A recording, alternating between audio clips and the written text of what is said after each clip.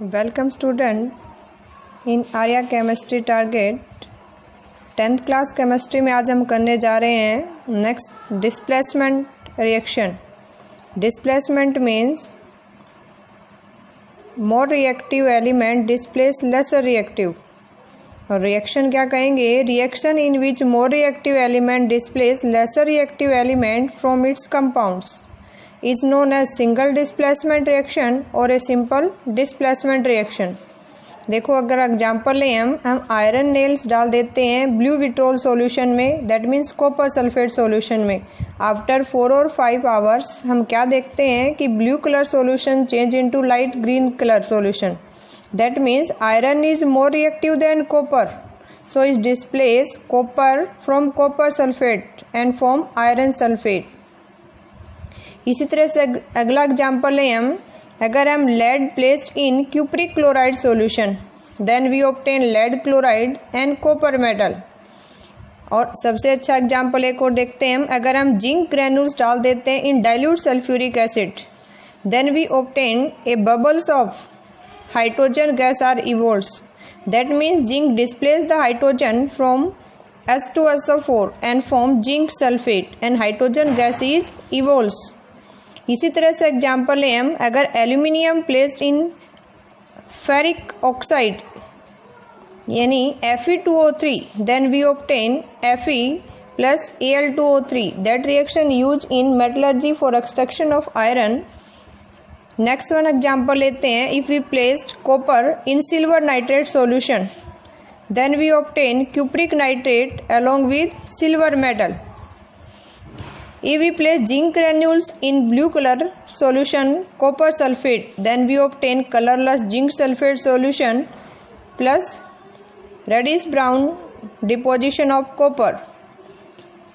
Next one is if we place manganese dioxide with aluminium pieces then we obtain manganese plus aluminium oxide. इसी तरह से अगर हम hydrogen iodide के अंदर अगर क्लोरीन गैस पास करते हैं then we obtain iodine violet vapours and obtain hydrochloric acid.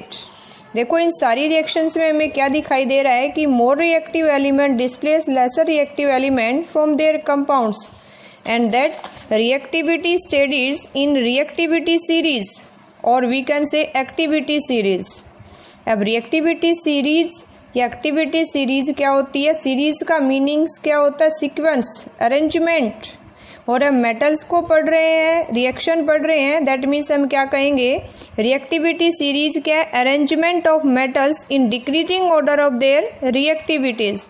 इस रिएक्टिविटी सीरीज में हमने कुछ मेटल्स को राइट किया है, ये हमने याद रखने हैं।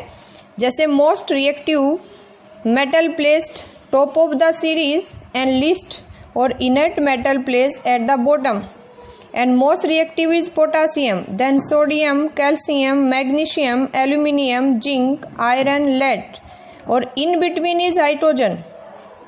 हाइड्रोजन से बिलो है copper, mercury, silver, gold and platinum.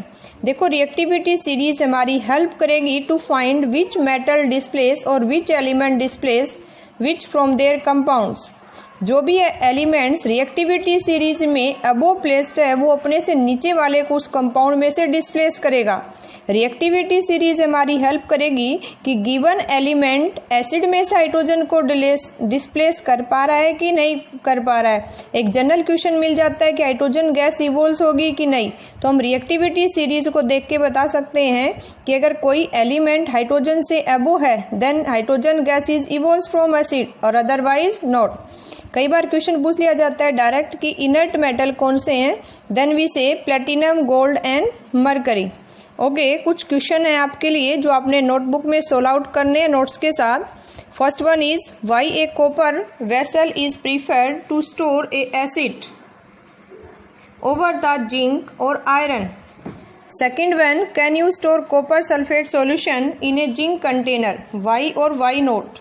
Third one what happen if you placed iron nail in blue vitriols। and fourth one question and last one is which metal container best for storing silver nitrate solution out of gold, zinc, iron and why।